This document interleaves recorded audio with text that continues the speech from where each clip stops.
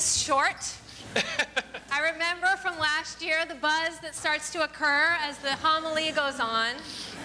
So as I was meditating on these readings this week, I wasn't quite sure which part of the Christmas story was speaking to me most. And then I ended up in the hospital with my brother. He was the one in the hospital. And I was there with him all night long on Thursday evening, during which God, to my great delight, furnished me with this sermon. So it was not all waiting and nothingness. So my brother and I arrived at 10 p.m. and we did not leave until 8:30 in the morning. And so it was a long night. And during the middle of this, my brother had to have an MRI. So they wheeled us down to the MRI room. And there was a man who was one of the technicians who moves people around the hospital. That's his job, is to move people from place to place around the hospital. He didn't seem to get much notice from anybody, including the patients who were being moved, unless he bumped them too hard and they yelled.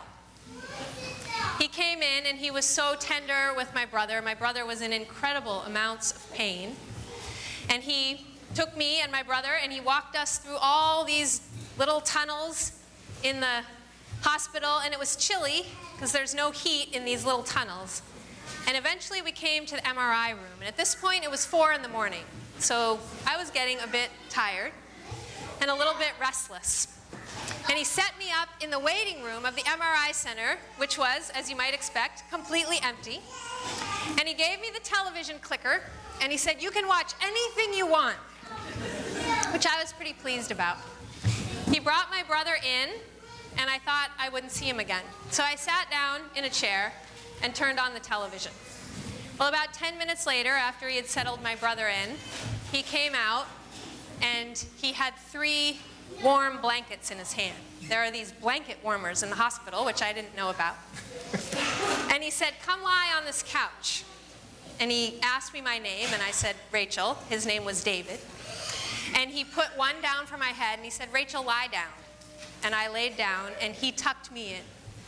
He took these 2 other warm blankets, I had the warm pillow, and he actually tucked me in as I was laying on this little couch. And he said, "You have an hour and 10 minutes. Just sleep." And he turned off the television, and he bid me good night, and he went on his way. And I got a blissful hour and 15 minutes of sleep, the only sleep I would get that night. And that sleep enabled me to again be with my brother in the middle of his pain, and then again later that morning at 8 o'clock to accompany Simon to his school and to have the popcorn PTA-sponsored viewing of a movie. And I had all the energy I needed because of David's having tucked me in that moment. This, to me, is what's speaking to me about the Christmas story this year. The angels say to the shepherd, "To you, a baby has been born." They don't say, "There's been a baby born to this random woman. You should go find her and check it out. He's a really cool kid." They say, "To you, a baby has been born. This baby is your baby to nurture and to care for."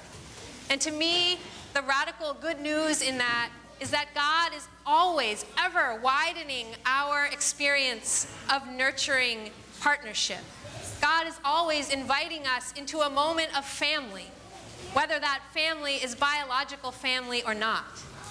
To me, that night, David was just as much family, doing the actions my own mother would do, as I was to my brother and my brother was to me.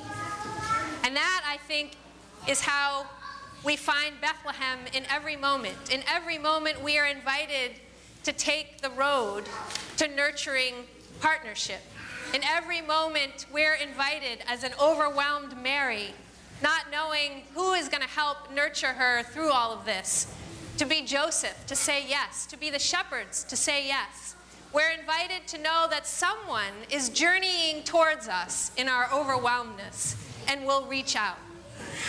And as the shepherds, we are invited in every moment to make that connection to Jesus' own self, to be the person who nurtures and cares for God's own body in the world, God's joy, God's work, God's energy in the world. Each of us in every moment, is given the opportunity to both give that love and to receive it. So I hope that this Christmas weekend offers you numerous opportunities to be reminded that someone is journeying towards you even now when you may not realize it, and that you are journeying towards someone else even now when you may not realize it. Amen.